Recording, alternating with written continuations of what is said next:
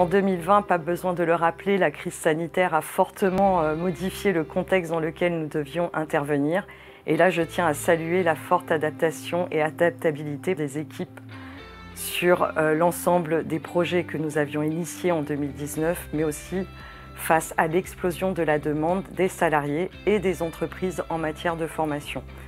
Alors, ça veut dire qu'on a fait face à une explosion des demandes sur l'alternance, sur la formation des salariés, mais qu'on a su aussi continuer à travailler sur les travaux de prospective, sur la pédagogie que nous avions initiée dès 2019 pour nous inscrire en fait dans le cadre des enjeux des branches qui sont les nôtres, alors par rapport à la digitalisation de l'économie bien évidemment.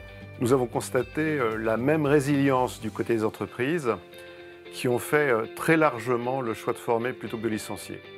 Et je trouve que c'est assez remarquable pour être souligné dans un contexte aussi incertain que celui que nous avons traversé. Je crois que c'est 20%. 20%, c'est l'augmentation du nombre de contrats en alternance signés par les entreprises adhérentes de l'OPCO Atlas. Tout le monde s'est mobilisé. Tout d'abord nos équipes, bien sûr les entreprises, et enfin les CFA, pour ne pas laisser les jeunes au bord de la route. Alors pour ma part, je dirais 59 000, parce que 59 000, c'est le nombre de salariés qui étaient en activité partielle et qui ont été formés pendant cette période. Là encore, je tiens à saluer la capacité des équipes à faire face à une demande massive qui a permis de former les salariés plutôt que de les mettre en risque dans leur emploi.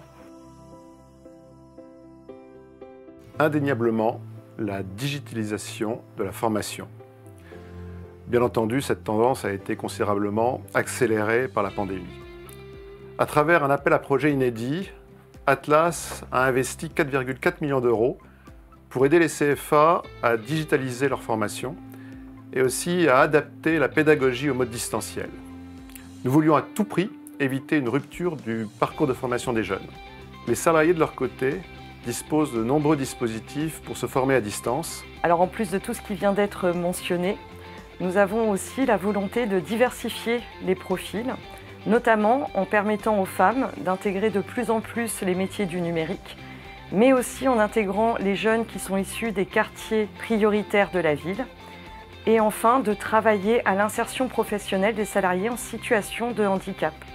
Donc tous ces travaux donnent lieu à des projets qui sont en cours et qui s'inscrivent dans le long terme, et nous reviendrons l'année prochaine vers vous pour vous présenter l'ensemble des résultats obtenus. D'ici là, bonne lecture de ce rapport d'activité 2020.